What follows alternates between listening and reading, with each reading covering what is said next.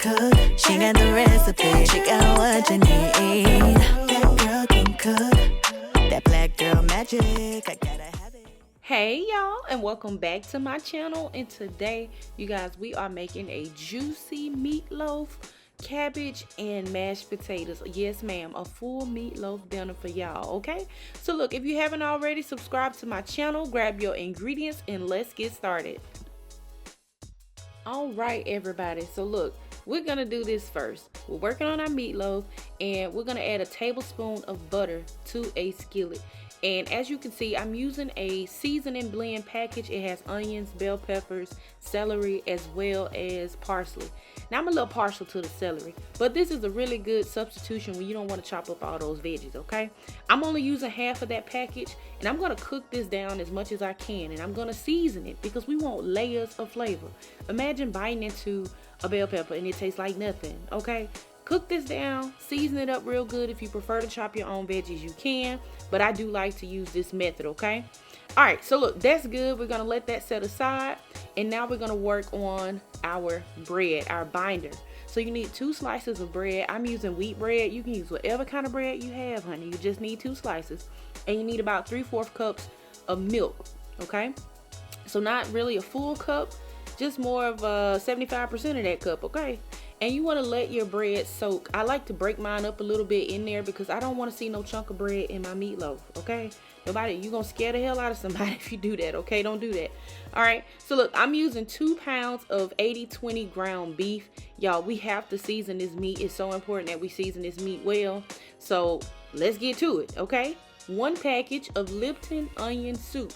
You can use the Lipton brand or generic brand. They all the same, honey. All right, just a different name. We're gonna add that in, and we're also gonna add 2 large eggs. We're gonna add in our cooked veggies. Now listen, if you don't wanna cook your veggies, you don't have to, because they're gonna cook when you put them in there, okay? But I like to soften mine down because I don't wanna bite into crunchy bell peppers and onions and carrots and stuff like that. I just don't. All right, next you wanna add in your bread and milk mixture. Now honestly, you don't have to add all of this in a specific way. This is just what I'm recommending, okay? If you add the ketchup in first, it's fine. But go ahead and put about 1 to 2 tablespoons of ketchup, 2 tablespoons of Worcestershire sauce. Y'all, I got good at that word, okay? A tablespoon of garlic powder. And if you think this is gonna be over seasoned, then you are not seasoning it enough, okay? I'm also adding in 1 tablespoon of Badia complete seasoning. I've never used that on my channel. This is actually my 3rd or 4th time using it. It's actually really good in meatloaf. So if you want to grab some of that, you can. It's like $1 or $2 in the store. All right, and that's all we're adding in here, y'all. That's it. We're keeping this real simple, okay? And you want to mix that up. Make sure you get it nice and incorporated. Get that egg mixed up. You don't want scrambled eggs in your meatloaf, okay? And once you mix it, make sure you don't overwork it. Add it to whatever baking dish you're going to be using. But whatever baking dish you decide to use, make sure you got some coverage, honey. Make sure you got some little rails or something, because this is going to produce a lot of fat, and you don't want to start a grease fire in your oven, okay? So look, go ahead and smooth out your meatloaf. Make sure you're getting all the cracks out. There are a few cracks in mine at the top because I literally just kind of handed it over in here. Smooth them out, honey. The meat should have a very fine consistency. It should not feel crumbly at all, okay? But when you remember, when y'all forming this, don't squeeze it, okay? Just gently handle it. And we're gonna bake this uncovered at 350 degrees Fahrenheit for 45 minutes. And while that is cooking, honey, we are going to work on the sauce and everything else, okay? So I'm using a ketchup for my glaze. This is not a brown gravy, y'all. This is a ketchup gravy, okay? 1/4 cup of barbecue sauce. I like to use Sweet Baby Ray's, honey. If that's what you like, put it in there. 1 to 2 tablespoons of brown sugar as well. That's optional, but trust me, you don't want to miss out on that. It's going to help that glaze to caramelize. And we're also going to add some twang by adding a little bit of yellow mustard, all right? If you don't want to use yellow mustard, you can use apple cider vinegar, okay? Really good addition. And you just want to mix that up, and that's it. Set it to the side, okay? That's all you need, all right?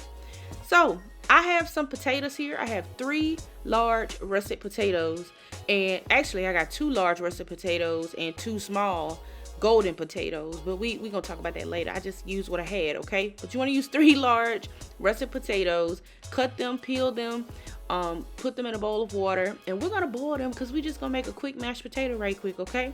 I'll show you guys how to make mashed potatoes with my Salisbury steak video. If you haven't checked that out, please do. I have a link right here for you. Okay. All right, 3 large russet potatoes, peeled and chopped. We're over high heat, and we're gonna boil these potatoes, okay? Boil them on high for about 10 to 12 minutes until they're nice and fork tender. Or if you got a set of tongs like me, you can't pick them up, okay? Just like that. When you pick it up, it fall right back down. That's what you want, okay? With all of the potatoes. So once you have cooked them down and they have cooked, they're nice and fork tender, go ahead and take that water out, turn off the heat, and return them back to the pot, okay? Don't worry about them burning. They will not burn. It's okay. It's all right, okay? We're gonna add in 2 to 4 tablespoons of melted butter. What I just had right there is 1 tablespoon. I'm sorry, I ran out of butter, y'all. How you run out of butter in your household, especially mine, honey? Okay, we ain't gonna talk about that. But anyway, add you some butter in there and add in a cup of milk, okay? I add in the first half now, and then I added in a little bit more later, but I did use a full cup, okay? I think I had about 2 cups in that container, but only use a cup unless you want it to be a little bit more loose. All right, I'm also gonna add in a dollop of sour cream, okay? Sour cream is essential in the mashed potatoes. If you don't want to use sour cream, you don't have to, but it definitely is going in mine, okay? And I'm going old school with this one, baby. I got me an old school masher. I think this is my mama masher, y'all. I took it from her. I'm sorry, Mom. I love you.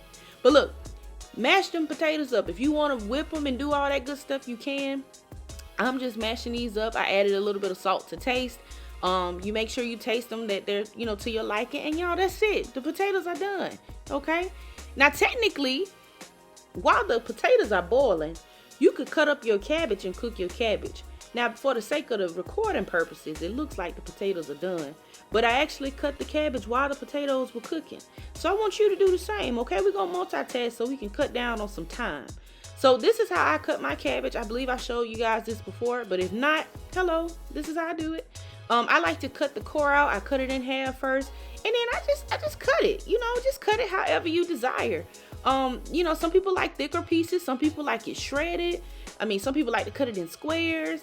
Y'all, it's however you want to cut it, okay? I like my cabbage to have some texture, so I tend to cut it a little bit thicker. If you don't like the texture or the crunch, you can definitely cut it smaller so it cooks faster, okay? But that's up to you. And look, y'all, while the potatoes are cooking, the cabbage, we cut it up. The meatloaf is ready to come out. It's ready to be glazed. There is a lot of fat in this container, but when I tell you it's keeping that meatloaf good and juicy, baby, believe me, it don't look too pretty right now, but believe me, it's keeping it good and juicy. If you want to pour some out, you can. At first I didn't. I was like, oh, I want it to stay in because I want my meatloaf to be juicy, but the way it was looking at me, I just like, so I did pour a little bit out, but don't pour all of it because you're gonna dry it out, okay? So look, once you get your meatloaf out, go ahead and glaze it.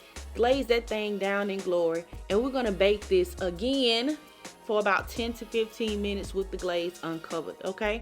So make sure you throw that back in there, and we're gonna go on back to this cabbage, okay? So look, we're over medium heat, and I'm gonna add about 2 tablespoons of butter to my hot skillet, my cast iron skillet, honey, as well as a tablespoon of chicken fat.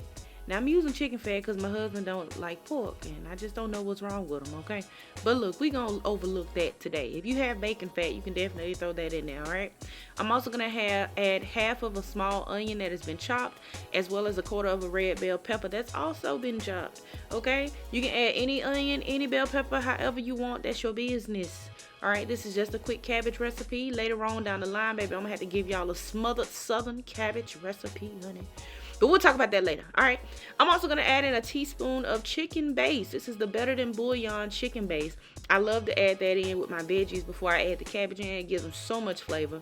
And I'm also adding in the darker green leaves on the cabbage. That is so optional. You don't have to add them in. A lot of people do not like them. I love the dark green leaves on the cabbage. Some people think they're too tough. I like them, okay? So if you don't like them, you don't have to put those in there. And then you want to add in that remaining cabbage, okay, on top of it. And we're going to sweat this cabbage down with just a little bit of water, probably about a half cup. If you have chicken broth, that will be so much better, okay? But I'm adding in the water because that's what I had. You know, we all got a little water on hand. And we're going to sweat this down for about 2 to 3 minutes, okay? Now, we're going to season it up with a little bit of garlic powder. I'm using a teaspoon. If you want to use more, you can. If you want to use fresh garlic, you can. I'm also adding in a half teaspoon of black pepper. You can also add that to taste if you prefer. And we're just going to make sure we get that mixed up. You know, remember, we're trying to sweat this down. We got to cook through this cabbage now, or it's going to be crunchier than a cracker. We don't want that. We're also going to add in a half teaspoon of seasoned salt, or you can add that to taste. And we're adding in some hot sauce. Now listen, the hot sauce is not to make it spicy. It will not make it spicy. That's not enough to make it spicy. Okay, this is only for flavor. I like that vinegary taste, so I put in a little bit of hot sauce. And honey, that's it for our fried cabbage. You cook that down for about another 5 to 8 minutes, and that's it. Okay, if you want to cook it longer, you can. Just make sure that pan doesn't dry out. All right, now listen, our cabbage is done. Our mashed potatoes are done. Our meatloaf is done. Look at this pretty thing here. Do y'all see her?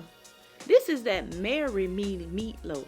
If you make this for that man, he is gonna marry you, honey. And if you're already married, he gonna marry you again. Look at that meatloaf, honey. Y'all, let's go ahead and plate it up.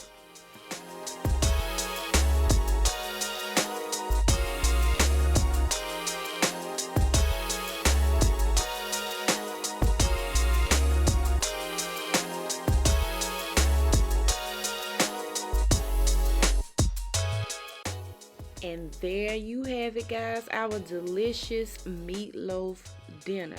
Y'all, when I tell you this was one of the best meatloaves I have ever made. I think it was better this time, and I make it always the same way. I don't know, but maybe because I did it for y'all.